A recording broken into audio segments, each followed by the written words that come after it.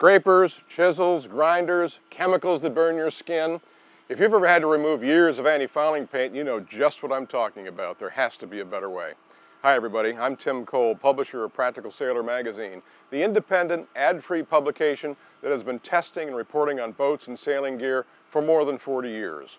One of our specialties is anti-fouling paint. Each year we publish a report that highlights the best and worst bottom paints available, and over the years we've looked at nearly every concoction that claims to keep barnacles away.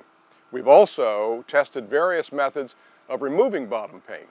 It's an ugly job that can pose some real health risks if you're not careful. When I recently bought First Light, a 1978 Bristol 35.5, I faced a common scenario. First, I wanted to make sure the bottom paint wasn't hiding any blisters, the notorious pocks that afflict gel coat on boats of this vintage. Second, I wanted a waterproof epoxy barrier coat to keep moisture out of the hull laminate. Finally, I wanted to raise the water line to keep slime from growing on the top sides when First Light is loaded for cruising. Although I like to work on my own boat, I recognize that I had neither the time nor the expertise for a project of this scope. In this short video, Ted Anderson, a marine professional from Stratford, Connecticut, describes the method he used to restore the bottom of First Light to better than new condition. Ted was kind enough to join us for an afternoon shortly after the project was completed. If you're intent on carrying out the work yourself, at the end of this video you'll find web links to Practical Sailor reports that will put you on the right path. This job began with sandblasting the bottom of the hull. The boat was tarped out and most of the sand was contained and recollected for an environmental reason. The boatyard where we were working at requires that anything that comes off of the boat be collected and filtered or cleaned and not be allowed to go into any of the wastewater runoff. So in this case, you'll see in this picture the boat's been tarped out and there's two layers of tarp, one layer under the other, and they get duct taped to the hull so there's no leakage. There's also a ground tarp that they'll use to collect and vacuum and push broom off of. Here you can see what the bottom looked like after it was sandblasted. It actually leaves a fair amount of residue. The green and the blue that we see in this picture are different layers of bottom paint. The sandblaster doesn't go all the way down to the fiberglass. He doesn't want to create work for us. So what he does is he stops right before we get too far, and I'll come in with an 80 grit or 60 grit sandpaper and smooth that out. It's actually really soft and chalky, and it comes off really easy. The first product that we applied during the filling process is the Interlux watertight epoxy filler. This product is very hard and durable. It's good for the application because it is an epoxy, but it is not easy to sand. The epoxy is nice because the barrier coat that we use is also an epoxy, so they adhere to each other very well. The barrier coat is Interlux Interprotect Epoxy Primer, and in this case we used it in the no sand system. So after we've applied the watertight epoxy filler and sanded it smooth, we were able to roll coat and hot coat the Interprotect Primer one after another with no sanding in between. The primer went on thick and did a nice job of filling in any voids that we had left over from the watertight filler process. We were able to apply the primer extra thick where we didn't fill the holes all the way, and it filled up what we hadn't gotten done in the first place. The Interlux family is made to work with itself, so as we got into the anti-fouling, we used Micron Extra. What we had to do was wait on the last coat of barrier coat.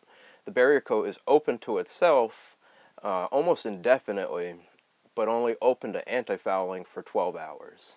So what we did was apply 4 coats of the barrier coat, and then the 5th coat we applied the morning of the anti-fouling and put our first coat of anti-fouling on in the afternoon. This makes it open to itself and makes it so we don't have to do any sanding. Micron Extra was a logical choice for us using here in Long Island Sound because of the warmer water temperatures and the higher algae content. The Micron Extra has a biocide in it that works really well in this area. It's also a little bit firmer than some of the other paints, which means that it wears harder and you get a longer season out of it. You know, there's 5 major points that a do-it-yourselfer could take away from this project. The first and most important and most valuable point is adhesion. And you got to make sure that you sand off or sandblast off any old paint that isn't adhered to the bottom. On this boat, we had a lot of flaking paint, even at the waterline, that hadn't adhered properly. And we were very scrutinous about making sure that every last bit of flaky paint had been removed. Furthermore, you take that one step farther, you want to make sure that you wipe off any kind of residual dust, oil, wax, or blush, so that when you do apply that first coat of barrier coat, it is adhered as well as it can. You make sure that the air temperature is within the manufacturer's specs, make sure the humidity is within manufacturer's specs, and that you have plenty of time. The second most important part of a project like this is planning out your schedule, making sure that you have the time to apply Inner Protect when it needs to be applied, and make sure that you have the time to apply the anti-fouling when it needs to be applied. In this case, we said that the Inner Protect is open to itself for a long time, but it's not open to itself for a year. So you need to make sure that you come back during the manufacturer's window and reapply the second coat, the third coat, and all the following coats, or else you'll be stuck sanding in between each coat.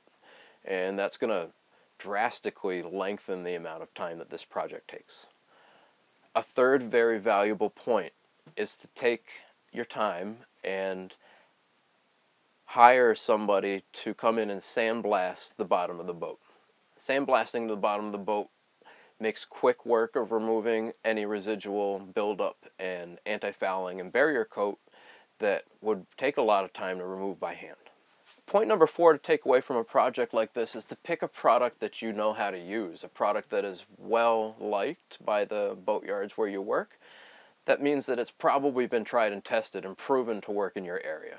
So in this case, we chose to use Interlux rather than a generic or lower brand, because we were sure that by using an Interlux product and by using their manufacturer recommendations that we would get a good end result.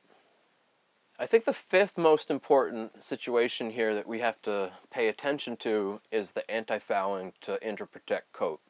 It's very important not to skip the manufacturer's recommendations when applying your anti-fouling over the Inner Protect barrier coat. There's been a lot of horror stories of people taking too much time when applying their anti-fouling and then finding out that the anti-fouling is flaking off of the boat after one season in the water. And what happens is the barrier coat dries hard and has an amine blush, which is almost like a wax that floats to the surface of the paint. And if that happens, then the paint won't stick to that. The anti-fouling won't stick to that, and you have to come in and sand that out. If the window is still open, if the paint is still open to the second coat, which that means is it hasn't hardened all the way and the amine blush is still solvent, it can still be painted over. For more information on removing bottom paint, epoxy coating your hull, and selecting an anti-fouling paint, I encourage you to browse the following links, which offer a sample of the research that subscribers to Practical Sailor can access in our extensive archives. If you like what you read, want the best gear for your boat, but within your budget, and like the idea of supporting ad-free, independent testing, I invite you to subscribe to Practical Sailor at www.practical-sailor.com. For Practical Sailor Magazine, I'm Tim Cole. Thanks for watching.